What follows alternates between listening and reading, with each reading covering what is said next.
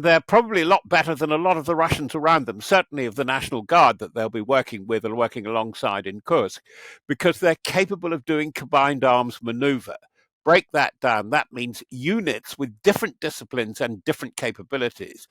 Armor, armored light, that's tanks, armored infantry, artillery, intimate close rocket support can all work together. And this is what Russia has been so slow in accomplishing in 2.5 years of war in Ukraine so far. They're beginning to get the act together, as we can see on the Pokrov's front. And that is ominous now. But the Koreans are very well trained. Two problems, though. They're not very well fed. They're fit, but they seem to be absolutely, truly lean and mean. And of course, there are tremendous language problems. Hello and welcome to Frontline for Times Radio with me, Kate Gerbeau. And this time we are joined by a defence editor with 55 years' experience as a broadcaster and journalist. Robert Fox has reported from several conflicts, including the Falklands, the First Gulf War and the Balkans. He's worked for the BBC, the Daily Telegraph, and is the Evening Standard's defence editor. Robert Fox, welcome back to Frontline. Great to see you. Can I start with your reaction first to the reports that North Korea has fired a long-range ballistic missile towards the Sea of Japan? Well, this is the problem, isn't it? What is the deal going to be between Moscow and Pyongyang? We know that they had a summit, declared a defense pact, and 12,000, roughly, frontline North Korean soldiers are about to appear in Ukraine. Some have already been sighted there, according to some sources. And so what was the quid pro quo? We won't see signs of it yet, but could see it very soon. It's believed there is quite a big cooperative deal between Russia and North Korea, with assistance particularly to its medium to long range missile programs.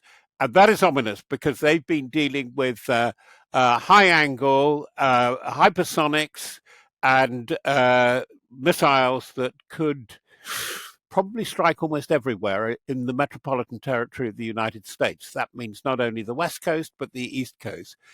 This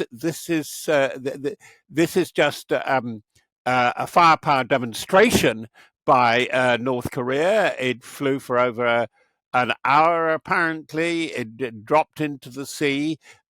Just one of a series, but it's absolutely the kind of thing we've got to look out for now. Indeed, yes, and it always gets a lot of attention when North Korea does this kind of thing. How much concern should there be, or is it literally kind of North Korea's way of sending a message and saber rattling, as it were? Well, North Korea has come out of the cold, and I think that this must even worry their Chinese neighbor, because it is now really tied in, as is Iran, with Russia and Russia's war effort, and Russia is ramping up its war effort, and it's not a thing that's going to be over with probably a very ugly ceasefire in Ukraine. North Korea is in there, and what would Russia be interested in with both Iran and North Korea? Missiles, drones, conventional ammunition, which it seems that for Russian medium artillery in the Ukraine, they've had to rely on a lot of shells coming in from North Korea. But it's also space and very possibly nuclear. And this is the really worrying thing. And why the firing of a missile commands attention is that it's part of a rain check. There are awful lot of things that are going on in the various parts of North Korea's military programs that are not seen, that are underground. I doubt if human intelligence is really up to that much. In other words, spies, because it's so tight there. No, it is very worrying. And as I said, it is something that we're going to have to monitor. It's rather a symptom of this very ominous atmosphere around at the moment, is that we are looking at global conflict.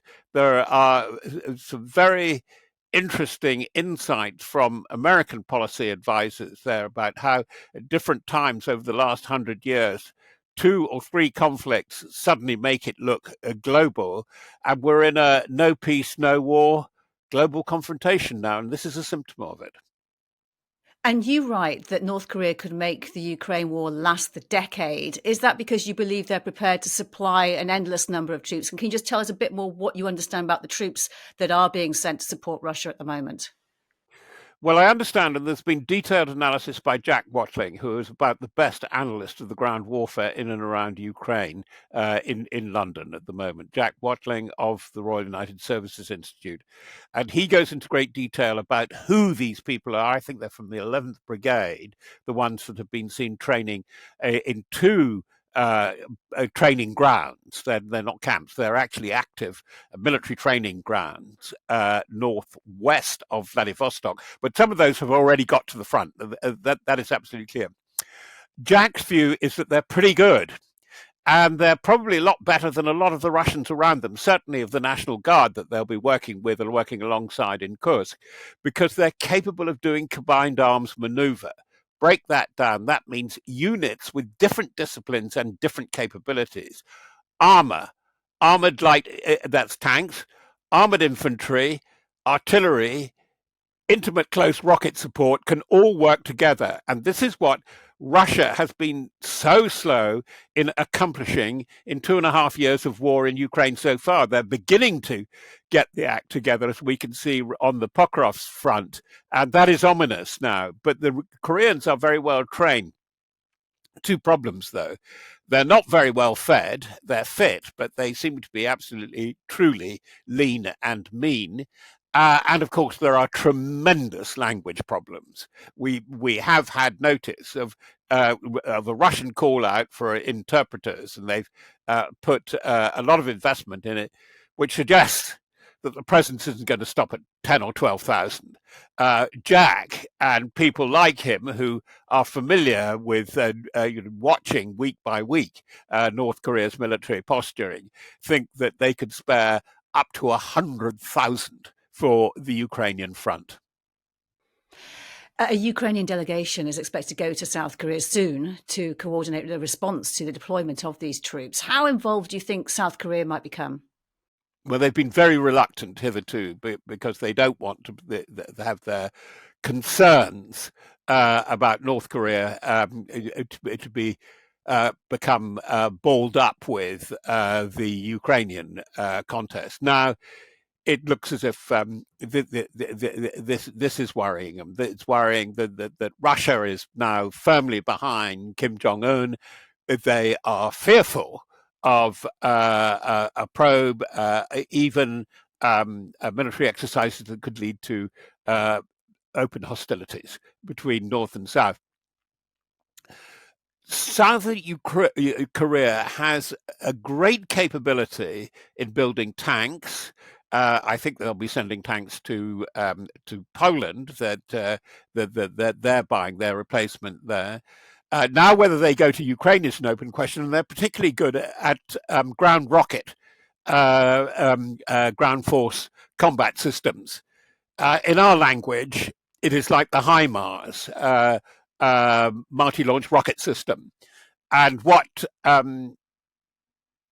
Korea is offering is slightly better. It's got a longer range. It's got longer potency. Whether that's going to happen, whether it's going to happen in time, which we'll be talking about for Mr. Zelensky's forces in Ukraine, is a very open question. And how do you think that NATO and South Korea will respond to North Korea becoming more belligerent in the war?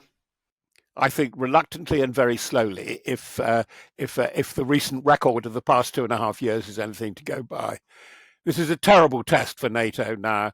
It's actually in its capabilities of what it considers itself between its allies and its capabilities in terms of Articles 3, 4, and 5, not just Article 5, the Mutual Defence Agreement. I think it's, I don't use the term like existential because existential is always used wrongly, but it is about the very nature and being capable and purpose of the NATO alliance. And if they get this one wrong, and I fear they're going to get it wrong in the next 3 to 6 weeks, it's going to show in many, many aspects it's not fit for purpose. When you say you fear that NATO will get this wrong in the next 3 to 6 weeks, how do you think it's going to go wrong? Well, the situation is desperate on the ground in Ukraine because the Russian capability of mass is really telling, particularly on the Avdiivka and Pokrovsk fronts. They're pushing along there. As I was saying, they're beginning to combine operations. I mean, they had the preparation, according to the Institute for the Study of War, which is one of the most reliable open sources on this. They seem to have had a capability of operating with up to four battalion task groups, BTGs, which they had not shown that coordination before. They're moving on the Kursk front. They have gained more territory in a month, in the past month, than they've ever done in a single month in the war since February 2.5 years ago. So, and the weather is still holding. So, if they really push, I mean, will there be a collapse on the part of the Ukrainian forces? This is deeply concerning, and it's because I think of this rather unfocused approach of NATO and its allies. NATO, particularly under the Biden administration, has been prepared to say as much about what it won't do as what it can do and what it should be doing. And of course, the one of the real test cases has been deep strike weapons. Like Taurus and above all Storm Shadow and the American equivalent, but even that probably wouldn't change the game now. That Russia is not only pushing, benefiting from the good weather, but operating new terror tactics, using kamikaze drones to kill civilians all along the in-depth area along the line of hostility. And in terms of the relationship between President Zelensky and the US leadership at the moment, at this crucial time, he's openly spoken out after the New York Times published details of his confidential request for Tomahawk missiles from the US. And he's quoted as saying, so it means between partners, there is nothing confidential. He's clearly extremely riled by the fact that this has been leaked out. It's apparently been leaked out by some anonymous senior US official as unfeasible. What do you make about President Zelensky speaking out so strongly about this leak? He's desperate, and I don't blame him, because I think that he knows that if it goes wrong again in the next few weeks, he's gone, and he must be very worried about whether his country, as a sovereign power, in other words, that can really look after itself over the next, for the rest of this decade, as I was saying in my last broadcast to you, is really open to doubt. I think the behavior of American officials is fascinating and really eye-watering in this. They've been leaking left, right, and center. They leaked, would you believe it, the plans for the Israeli Air Force in its strike on the Iranian facilities, and there seems to be, as that is happening in Israel, if I could do this by an analogy, that it's quite clear that the IDF command, the command of the Israeli Defense Forces, have become a political bloc, BLOC, and with the anticipation of turmoil, I'll put it like that, following November the 5th, a real churn after the election there, because now it's being talked again by the very loose-lipped commentariat of the likes of the New York Times and the Washington Post, that you can expect weeks, possibly months of constitutional chaos. And in this, we're seeing American officialdom, this is my reading of it, and it is based on a little experience, actually doing their own political thing. They seem to be running their own policy. And you're quite right in leaking the stuff about Volodymyr Zelensky. And for Zelensky, because I know in dealing with his British interlocutors, their security actually has been pretty good. There have been quarrels, there have been arguments about tactics, strategy, even the summer offensive last year, so-called, for example. But actually, the details of what was being argued about, very little of that, particularly with the very intense and quite significant British, and I suspect the same, almost to the same degree with the French, but much more important, the British and the Americans did not get out, and I can understand where Mr. Zelensky is coming from on this one. And last time we spoke, Robert, you did say that President Zelensky's position was very precarious, and he might be gone by Christmas. What do you think at the moment? I don't change. I think it's very bad indeed. But I'm equally sad about the prospects for NATO. For instance, we've had in the budget speech of Rachel Reeves the pledge to back Ukraine and Ukraine's present war effort to remain a sovereign country for, in quotes, the familiar now hackneyed cliche, for as long as it takes. What on earth does that mean? What on earth can Britain do? Britain can't recruit enough troops. NATO has given 90% of its available current stocks and materiel to Ukraine. It hasn't got much more, and there's no plan for what happens next. And typically, we're going to hear a knee-jerk, I can feel my knees bouncing up and down, there'll be a Ramstein meeting next week where NATO military chiefs get together. But I feel desperate for the Ukrainians there, and the Poles, and the Finns, and the Danes, the Dutch, and the Norwegians. And they must be, well, absolutely livid. You mentioned the budget here that's just taken place in the United Kingdom. If we look across the pond to the US, days away from the US election, Trump said he would end the war in 24 hours, and the Democrats seem to not want the war to go on too long. Is now the time for a settlement or not? Well, the settlement isn't available. Putin must be rubbing his hands. Well, we know that because the settlement will be entirely, almost exclusively on his own terms. There will be a settlement and it'll be an awful one. And I think that possibly that the thing to grab, there will be the maximum that they can get is probably a buffer zone.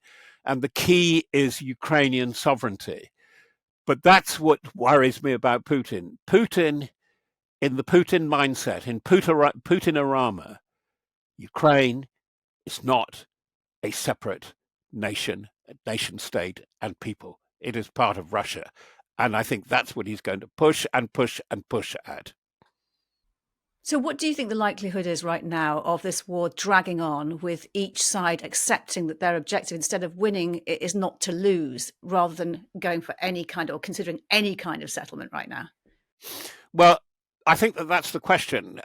You know, I was at a conference in Berlin just a few days ago where diplomats, retired soldiers were saying, you know, how can it look? How can we win? And two of us said, well, actually, it's what a loss looks like that you've really got to ask. By the way, I am very critical after 60 years.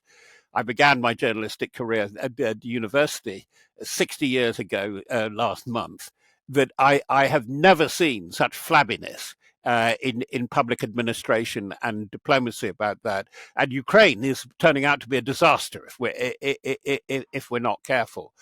I think that there will be an awful settlement, which won't really be a settlement. Now, we're hearing at the moment this wonderful new expression of the buzzword, it's been around, of frozen conflict, of conflicts that go into the freezer and come out. Nagorno-Karabakh was one, and Ossetia in 2008 was another, and Cyprus always has that potential. I can go on and on, and the Palestinian conflict has barely got off the ring heater. That there's been very little tranquility there. I think we're going to see half frozen conflicts, and this is the thing that this is what I'm pushing at the moment. You heard it here first. We're going to have semi-Freddo conflicts. We're going to have things that are not quite ice cream, and they're not quite the full sweet. It depends in the long term, because things are looking pretty good for Russia now. But the medium to long term, and I stick to this, is how long can you sustain what it is doing to the Russian economy and society, and looking out towards the end of the month, and the budget. I mean, the budget is crazy. He has just reversed his budget, increased it by 25%, which is enormous. It's exactly just over double the British military budget on an economy which is somewhere between Spain and Italy. So it's well down. So how on earth they're going to do that? And actually, they're also likely to have to go for mass recruiting, a proper mobilization. And I think that it will become more and more obvious that Putin land is under an undeclared but very obvious martial law regime. And Robert, as you say, you've been a journalist now for 6 years, starting at university, writing about defence now, 50 years on defence, is that right? Um, what have you learnt from observing the war in Ukraine, and what for you is different in terms of the character of the war? What is the same over the period of your career and your experience? Well, those two, I don't mean to be condescending, those two are absolutely the right questions, because there's always something old and there's something new. Oxford Military Studies used to run a very good course on the changing character of conflict, and it does change. And the character of conflict, the character aspects of conflict that are changing now are absolutely staggering, and they're immediate, and they're very important, and they're simply not getting through to the public here. I don't blame the journalists so much as I may blame the politicians. Or the fact is that we are in very complex conflicts. What is new is the transparent battlefield. It's cyber, it's drones that you can see things, and space. We've talked about space before, but I was talking to Vodafone, and Vodafone have been talking to me. I think that's no secret about it, about getting this out. They said, as far as my definition of this, the militarization of space, ignoring the Neutrality Treaty for Outer Space of 1967, of weaponizing space, of putting weapons up there, actually, they say it's begun. It's actually happening now, and you can do various things with it. And the fact is that on the back of the Ukraine conflict, that you are getting cyber hacks all the time. Somebody was saying this was some suspicious activities with the online maps of the London Underground system, for example, ransomware in the health service, fires in DHL logistics, the attempt to assassinate the Rheinmetall CEO. This is all within the past 5 months, and a fire remotely triggered in the deal military suppliers outside Berlin. There's just 5, 6 examples. That's where we are now. And this is what is new.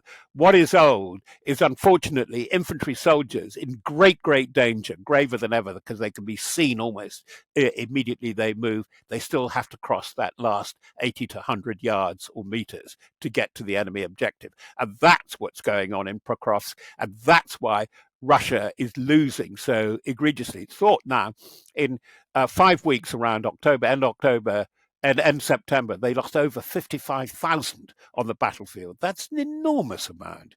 But equivalently, I think for the Ukrainian population, probably the casualties are as bad. Robert, there is so much more to talk about. Let's talk again soon. It's been really good hearing your thoughts today. Thank you for your time. Thank you. You've been watching Frontline for Times Radio with me, Kate Gerbeau. My thanks to our producers today, Louis Sykes and Morgan Burdick, and for you for watching. If you'd like to support us, you can subscribe now, or you can listen to Times Radio for the latest news and in-depth analysis, or go to thetimes.co.uk. For now, though, thanks for watching. Bye-bye.